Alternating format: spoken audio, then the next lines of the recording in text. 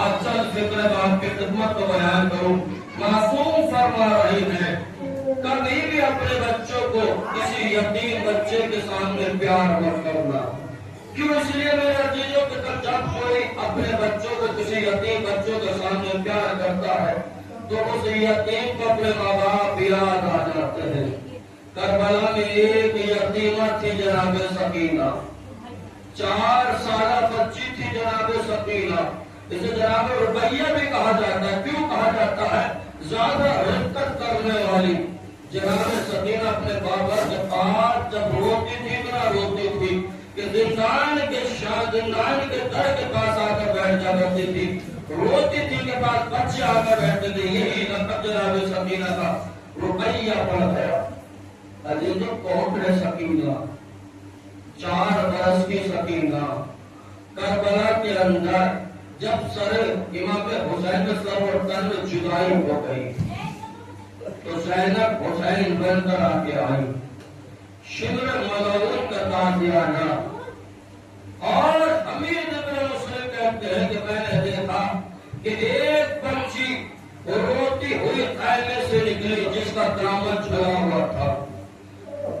یہ ملعون آگے بڑھا اور اس ملعون نے چاہا کہ وہ بچی کو پکڑ لوں، لیکن بچی نے ایک مرتبہ ہاتھ کو جھٹکا، خبردار مجھے ہاتھ مت لگانا. لیکن عزیزوں کیسے کیسے ظالم تھے جنہوں نے بچوں پر بھی رحم نہ کھایا. ایک رسل میں 12 گئے اور یہ کربلا سے قافلہ کوفے سے شام کا سفر طے کرتا ہوا.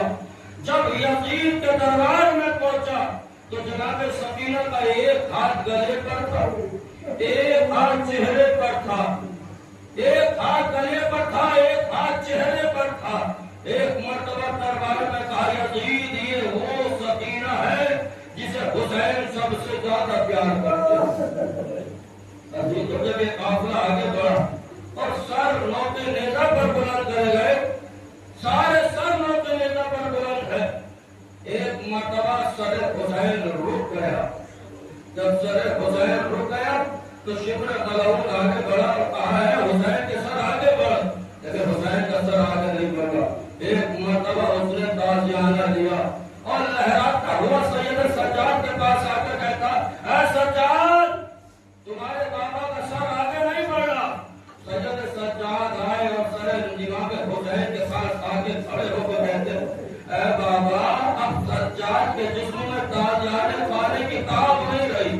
اے بابا آگے بڑھو. اتنا کہنا تھا کہ سر حسین سے آواز آئے سجاد میری سکینہ اونٹ سے کہیں گر رہی ہے. اتنا سنت تھا جناب زینب اونٹ سے گر کے اور سید سجاد کے ساتھ جناب سکینہ کو تلاش کرتی جاتی ہے. جناب سکینہ کو تلاش کرتے ہوئے ایک مقام پر پہنچی کا میرے بھائی کی نشانی سکینہ، ارے میری لاڈلی سکینہ کہاں ہو آواز دو. ایک مرتبہ دیکھا کہ سکینہ ایک نقاب پوش خاتون کے آغوش میں ہے. زینب آگے بڑھی. آگے بڑھنے کے بعد زینب نے کہا اے خاتون تو کون ہے؟ ارے کون ایسے عالم میں آ کے ہماری بچی کو پیار کر رہا ہے؟ ایک مرتبہ خاتون اپنی نقاب الٹی. اب جو زینب نے دیکھا ارے ماں فاطمہ، فاطمہ اے زینب ارے تم نے ہمیں نہ پہچانا، ارے میں تمہاری ماں. حضور اللہ عزیز جناب سکینہ کو آغوش میں لیے ہوئے جناب زینب سے یہ سوال کیا گیا. اب جیسے یہاں سے ایک قافلہ چلا اور جناب سکینہ کو لے کر چلی. چلنے کے بعد شام کے دربار میں پہنچ گئے. جیسے یہ سوال ہوا کہ یہ سکینہ حسین کی چہیتی ہے. ظالم نے کہا کیسے مان لوں کہ یہ حسین کی چہیتی ہے؟ کہا کیسے مانوں کہ یہ حسین سے پیار کرتی ہے؟ میں تو جب جانوں کہ جب سر حسین اس کی آغوش میں آ جائے. ادھر سکینہ نے دعوت کو پھیلایا اور پھیلانے کے بعد کہا بابا آج آپ کی محبت کا امتحان لیا جا رہا ہے. ادھر تشتے سے حسین کا سر اٹھا، آغوش سکینہ میں آ گیا. سکینہ باپ کے چہرے پر چہرہ رکھ کر گریہ کرنے لگی، فریاد کرنے لگی. عزیز اور سر لے لیا گیا. اب اس قید خانے میں انہیں ڈال دیا گیا. شام کا قید خانہ زندان کا قید خانہ ہے. ایک مرتبہ جناب زینب کے پاس بیٹھی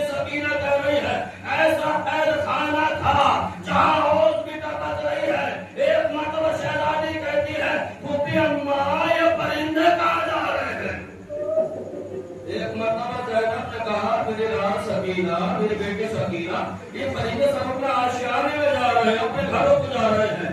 आप पूछे हम अपने घर कब जाएं? हम अपने घर कब जाएंगे? इतना कहना था मेरा अजीजों। एक मरतबा रात की तारीख थी, सकीना सो गई।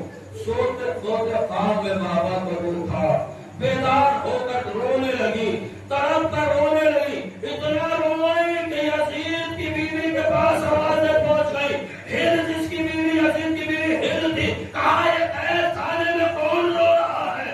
किसी ने कहा कि हुसैन की बच्ची सकीना रो रही है। कहा क्यों रो रही है? कहा इसे अपने बाबा याद आ गए। एक मरतबा फिर सरे हुसैन अरे जिंदान शाम में भेजा गया।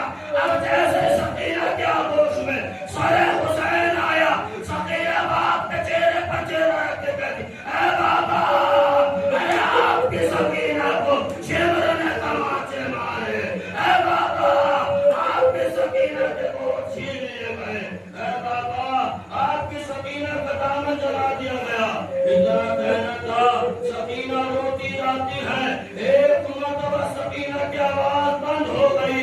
इधर जैसे आवाज बंद हुई, जनाब ज़ैनब आगे बढ़ी। ज़ैनब आगे बढ़ के कहती है, मेरी बेटी सकीना, अरे मेरे भाई की निशानी सकीना, लेकिन कोई आवाज ना आई। एक मरतबा सकीना आगे बढ़ी, एक मरतबा ज़ैनब आगे बढ़ी। आगे बढ़कर सकीना का शाना हिलाया। अब जैसे शाना हिलाया, सकीना की गर्दन ढल गई। अरे सकीना इस दुनिया से चली गई।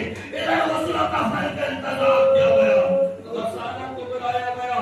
अब जैसे गसाला को बुलाया गया अजीजों, एक मरतबा जैसे गसाला आगे आए और सकीना के जिस्म से जैसे ही कपड़े उतारने चाहे, एक मरतबा गसाला कहती है, बीबी से कोई बीमारी थी?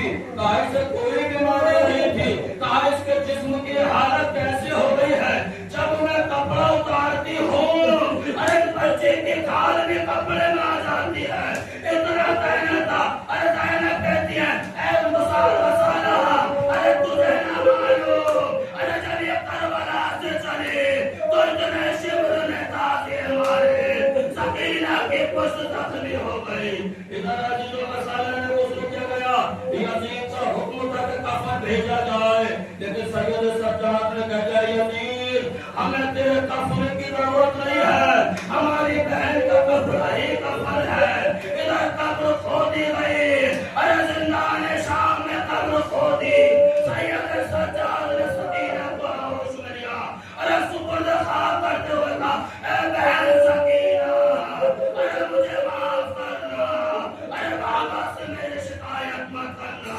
अरे बाबा तुझे सही सारे मुझे लेकर गए थे, आज मैं तुझे बाबा के हवाले कर रहा हूँ। तेरे रुखसार में तमाचे, तेरा कुर्ता जला हुआ, तेरे कान जख्मी सकीना, मुझे माफ करना। इन्ना लिल्लाहि व इन्ना इलैहि राजिऊन। रदल बिन अज़ाब तस्लीम का मोहम्मद का हमारे मुख्तसर इबादत को कबूल फरमा। बड़े रात का मोहम्मद का जो परेशान हाल